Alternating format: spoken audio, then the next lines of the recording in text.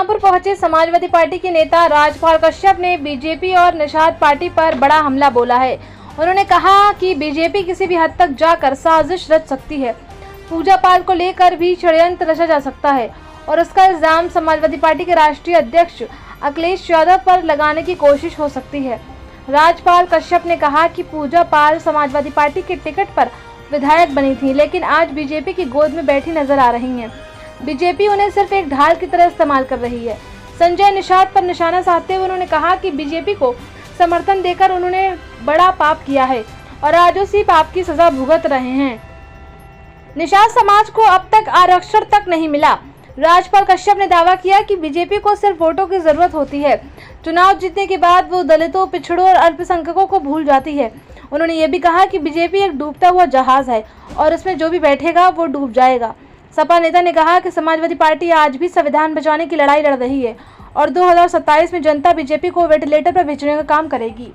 देखिए पूरी रिपोर्ट विस्तार से। क्या लगता है आपको बीजेपी से किस तरीके से संबंध हो रहा है?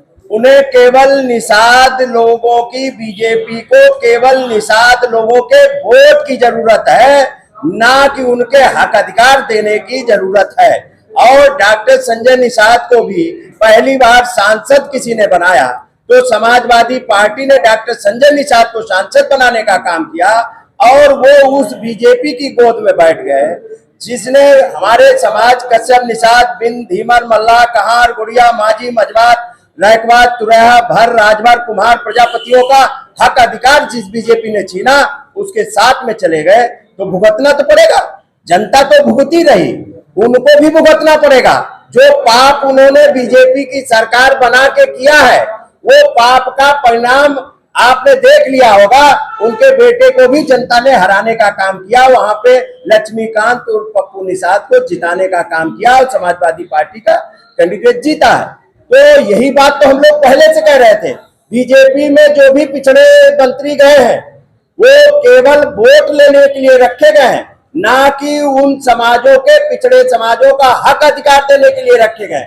चाहे अनुप्रिया पटेल हो, चाहे ओम प्रकाश राजभर जी हो और चाहे डॉक्टर संजय निषाद जी हो, चाहे जयंत चौधरी जी हो, क्या हुआ आप बताइए? इनके हक अधिकार मिले क्या? किसान आज भी परेशान है।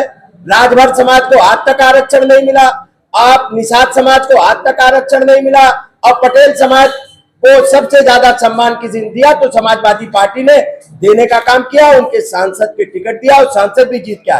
इसलिए पूरा पीडीए माननीय अखिलेश यादव जी के साथ में चट्टान बन के खड़ा है।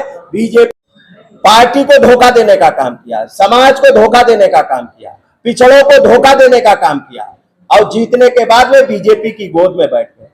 बड़े बड़े रिचार्ज कूपन दिए गए हैं, हमें मालूम है जो विधायक गए हैं बड़े बड़े रिचार्ज कूपन दिए गए और पाल, धनगर, गड़रिया, बघेल इनका सम्मान किसी ने किया तो समाजवादी पार्टी ने किया। धनगर समाज को अनुसूचित जात का दर्जा देने का काम किया था तो माननीय मुलायम सिंह यादव जी ने किया था।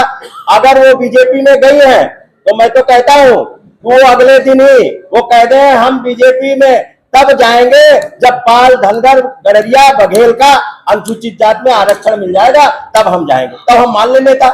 तो ये तो केवल बीजेपी ड्रामेबाजी करवा रही है।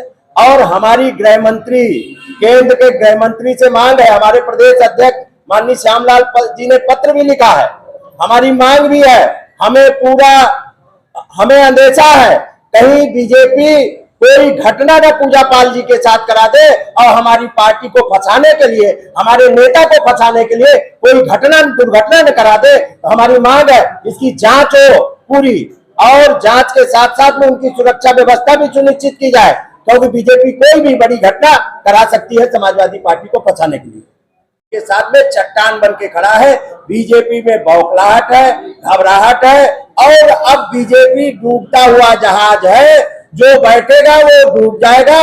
27 में माननीय अखिलेश यादव जी की साइकिल उत्तर प्रदेश में सरकार बनाने का काम करेगी और जनता माननीय अखिलेश यादव जी के साथ में न संविधान के जो बचाने के लिए, संविधान बचाने के लिए समाजवादी पार्टी के साथ में खड़ी है और वोट बचाने के लिए, लोकतंत्र बचाने के लिए और गांव, गरीब, किसान, मजदूर, छात्र, नौजवान सबके मुद्दे पे समाजवादी पार्टी खड़ी है चट्टान बन के। और सारा जनता माननीय अखिलेश यादव जी के साथ खड़ा है। जिस तरीके से 24 में माननीय अखिलेश यादव जी ने